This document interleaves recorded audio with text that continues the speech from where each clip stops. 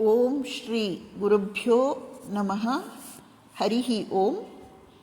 ಶ್ರೀಮಾತೆಯವರು ಹೇಳುತ್ತಾರೆ, ಮಗು, ಪ್ರಪಂಚದಲ್ಲಿ ಸುಖ ಎಲ್ಲಿದೆ?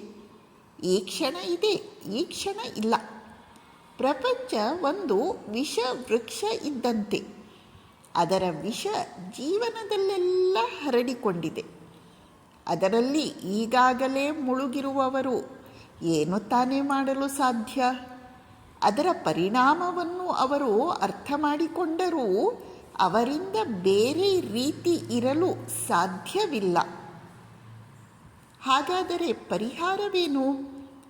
ಯಾವಾಗಲೂ ಭಗವಂತನನ್ನೇ ಚಿಂತಿಸುವವನಿಗೆ ಯಾವ ರೀತಿಯಲ್ಲಿ ತಾನೇ ಕೇಡಾಗಲು ಸಾಧ್ಯ ಇದೆ ಎಂದರೆ, ಶ್ರೀಮಾತೆಯವರ ಪ್ರಕಾರ ಜಗತ್ತು ದುಃಖಮಯ ವಿಷವೃಕ್ಷ.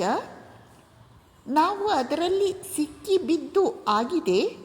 ಈಗ ಇರುವ ಒಂದೇ ಒಂದು ಪರಿಹಾರ ಭಗವಚ್ಚಿಂತನೆ, ಧ್ಯಾನ. ಶ್ರೀಮಾತೆಯವರು ಹೇಳುತ್ತಾರೆ, ನಿನ್ನ ಮನಸ್ಸಿನ ದುಃಖವನ್ನು ಭಗವಂತನ ಮುಂದೆ ಇಡು. ಹೇ ಪ್ರಭು, ನನ್ನನ್ನು ನಿನ್ನ ಕಡೆಗೆ ಸೆಳೆದುಕೋ, ನನಗೆ ಮನಃಶಾಂತಿಯನ್ನು ಕರುಣಿಸು ಎಂದು ಪ್ರಾರ್ಥಿಸು. ಹೀಗೆ ಮಾಡುವುದರಿಂದ ನಿನಗೆ ಮನಃಶಾಂತಿ ದೊರೆಯುತ್ತದೆ.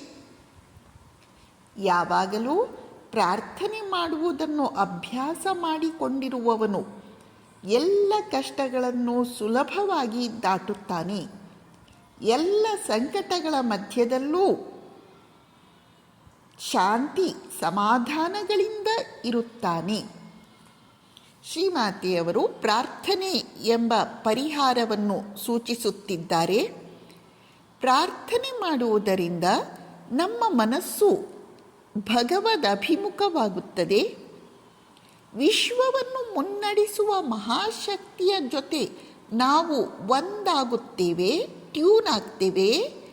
ಆಗ ಅವನ ಶಕ್ತಿ, ಶಾಂತಿ, ಭರವಸೆ, ಧೈರ್ಯ ನಮ್ಮ ಕಡೆಗೆ ಹರಿದು ಬರುವುದರಿಂದ ನಮ್ಮ ಜೀವನ ಉದ್ದೀಪ್ತವಾಗುತ್ತದೆ.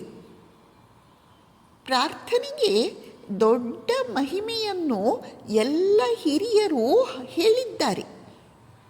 ಅದನ್ನು ನಾವು ಮಾಡಿ ಅನುಭವಿಸಿ ಆನಂದಿಸಬೇಕು.